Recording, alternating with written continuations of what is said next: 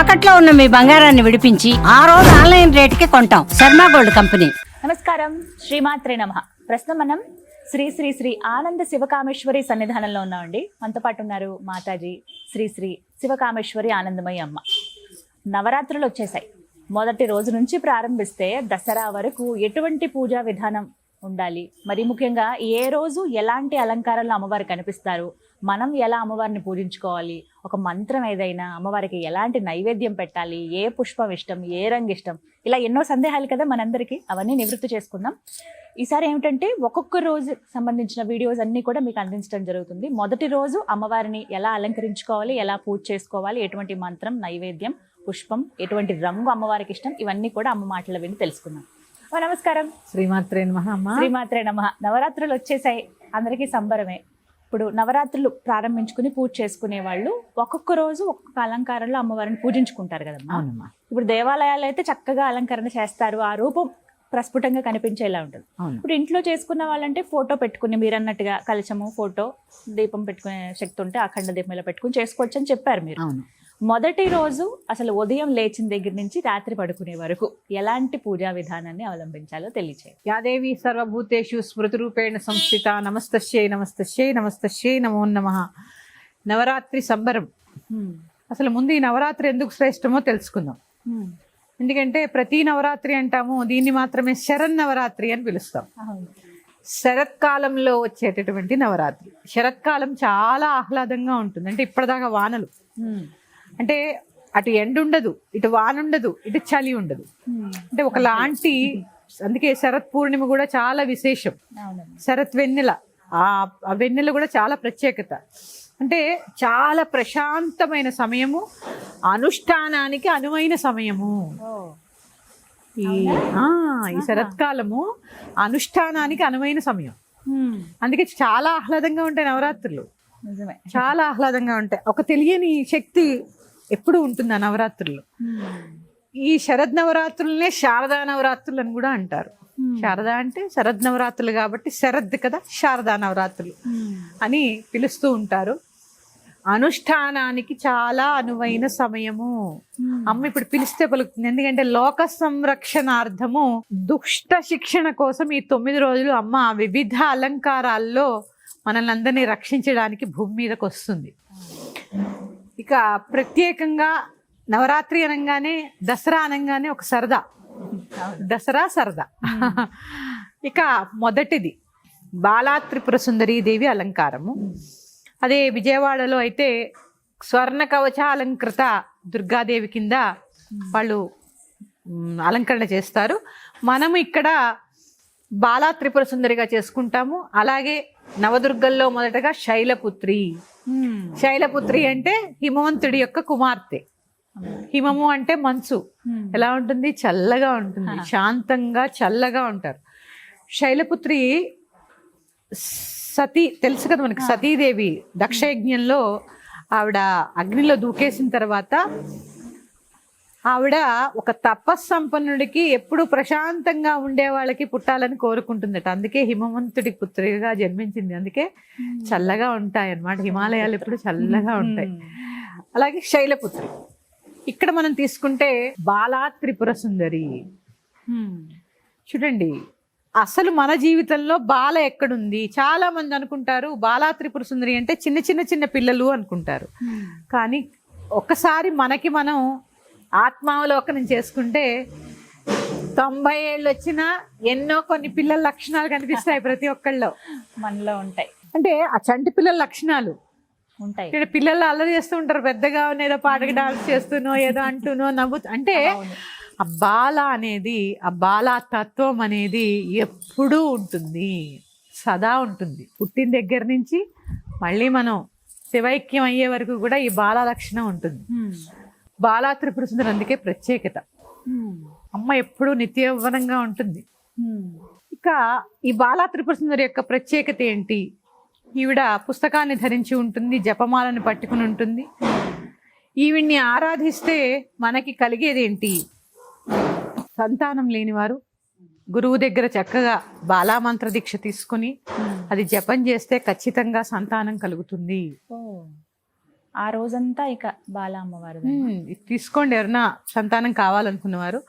అలాగే సంతానం ఉందండి, ఈ బాలా త్రిపుర సుందరి యొక్క పూజ ద్వారా సంతాన అభివృద్ధి జరగడము, శత్రుపీడ తొలగడము జరుగుతుంది.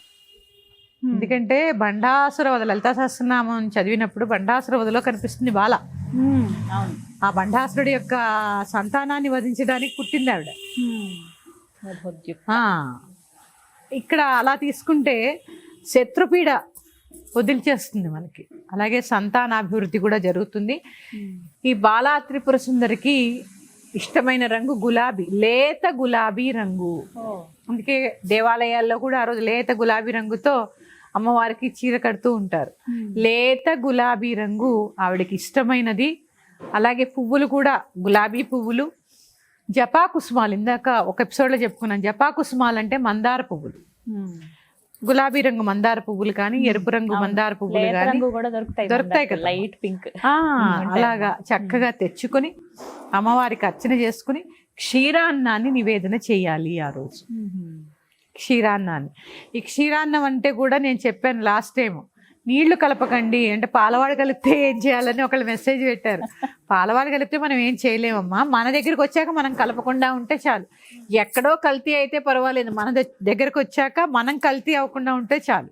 ఎవడెలా ఉంటే వాడి కర్మ వాడు అనుభవిస్తాడు. అలా చిక్కటి పాలతోనే చేయాలి. చిక్కటి పాలతో క్షీరాన్నాన్ని చేసి నివేదన చేసుకుని, ఎవరైనా కలశ స్థాపన చేసుకోవాలి అంటే ఈ రోజు నుంచే ప్రారంభించాలి. సూర్యోదయాత్ పూర్వమే కలశ స్థాపన జరగాలి. కలశ స్థాపన సూర్యోదయానికి పూర్వం చేసుకుని తగ్గ 9 గంటలకి అలా ప్రసాదం చేసుకుని నివేదన చేసుకోండి. బాలాస్తుతులు చాలా ఉంటాయి మనకి. స్తోత్ర నిధిలో కొడితే చాలా స్తోత్రాలు ఉన్నాయి బాలా త్రిపుర సుందరి దేవి. అలాగే ఓం బాలా త్రిపుర సుందరి దేవ్యై నమః అనే నామాన్ని చక్కగా రోజంతా జపం చేసుకోండి. అలాగే హ్రీంకారాసన గర్భితానలశిఖాం సౌక్లీం కళాం బిభ్రతీం సౌవర్ణాం వరధారిణీం వరసుధాం దౌతాం త్రినేత్రోజ్వలాం వందే పుస్తకపాశమం కుశధరాం స్రగ్భూషితాం ఉజ్వలాం త్వాం గౌరీం త్రిపురాం పరాత్పరకళాం శ్రీచక్ర సంచారిణీం. ఈ శ్లోకాన్ని చక్కగా చదువుకోండి. నేను చెప్పిన నామంతో చక్కగా రోజంతా జపం చేయండి. అవకాశం ఉన్నప్పుడల్లా లోపల చక్కగా అలా అంతర్ముఖులై ఉండండి, జపం చేసుకోండి.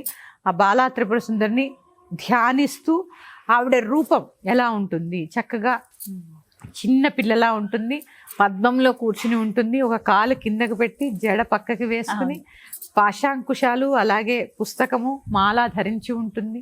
చక్కటి జ్ఞానాన్ని కూడా ప్రసాదిస్తుంది.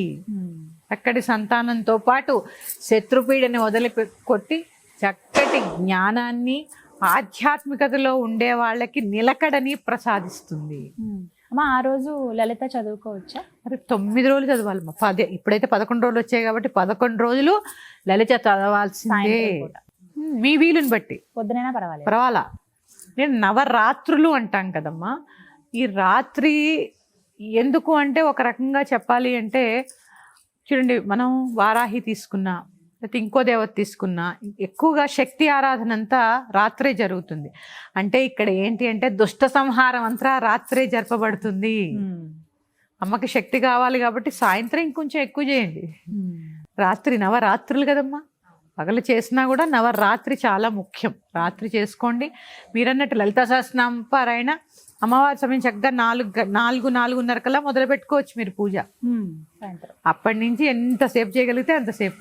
ఇప్పుడు బాలా అమ్మవారివి అష్టోత్తరం ఉంటుందమ్మా, చదువుకోవాలి. ఇప్పుడు నేను చెప్పాను కదా, బాలా మంత్ర దీక్ష లేదు. ఏ మంత్రం చేసుకోవాలి? ఓం బాలా త్రిపుర సుందరీ దేవ్యై నమః అనుకుంటూ షోడశోపచారాలు చేయొచ్చు. పాద్యం సమర్పయామి, ఓం బాలా త్రిపుర సుందరీ దేవ్యై నమః, అర్ఘ్యం సమర్పయామి, ఇట్లా అనుకుంటూ చక్కగా చేసుకోవచ్చు. అలాగే ఈ శ్లోకం నేను చెప్పానుగా, అది చదువుకోండి. బాలా స్తుతి అని ఉంటుంది, మీకు అది కూడా గూగుల్లో దొరుకుతుంది, చేసుకోండి. ప్రశాంత చిత్తులై ఉండండి. నేను ఏ రోజుకి ఆ రోజు మళ్ళీ చెప్తాను, మీరు కనుక ఇలా దీక్షగా చేస్తూ నవరాత్రులు లలితా సహస్రనామాలు చదువుతూ అమ్మ కోసం ఆరాటపడుతూ ఉన్నారు కనుక ఎవ్వరి మీద కోపం తెచ్చుకోవద్దు. అమ్మ తత్వాన్ని పెంపొందించుకోవడానికే సాధన జరగాలి. ఇలాంటి సాధనే చెయ్యండి, సాత్వికమైన సాధన చెయ్యండి. అమ్మ, కుమారి పూజ ఈ రోజున తప్పనిసరా? చేయాలమ్మా. మొదటి రోజు అసలు మామూలుగా అయితే 9 రోజులు ఏం చేస్తారంటే కుమారి పూజలో 2 సంవత్సరాలు, సంవత్సరం, 2, 3, 4 అలా పెంచుకుంటూ వెళతారనమాట. 9 సంవత్సరాల దాకా చేస్తారు. మీ అవకాశం ఉంటే చక్కగా అలా 9 రోజులు చేసుకోండి. కుమారి పూజ చాలా విశేషం అమ్మా, చాలా విశేషం. ఇప్పుడు ఇంట్లో అమ్మాయికి చేసుకోవచ్చా, కూతురికి అయ్యో చేయొచ్చా? ఇంకా అసలు మహాలక్ష్మి స్వరూపం కదమ్మా. మన ఇంటి ఆడపిల్ల ఆడపిల్ల ఎవరికైనా ఉంటారు కదా. అవును లేదు, దేవాలయాల్లో పీఠాల్లో జరుగుతాయి. అవును. చక్కగా అక్కడికి వెళ్ళి చేసుకోండి కుమారి పూజ. ఇది బాలా పూజ చేసుకునేటటువంటి విధి విధానం ఇది. ఏదైనా మీరు దీక్ష చేయాలి అనుకుంటే సూర్యోదయాత్ పూర్వమే లేవాలి, స్నానాది కార్యక్రమాలు ముగించుకోవాలి. ఇదైతే ఖచ్చితం. మొదటి రోజు ఈ విధంగా ఈ విధంగా చేయాలి. చక్కగా వివరించారమ్మా. ధన్యవాదాలు. శ్రీమాత్రే నమః.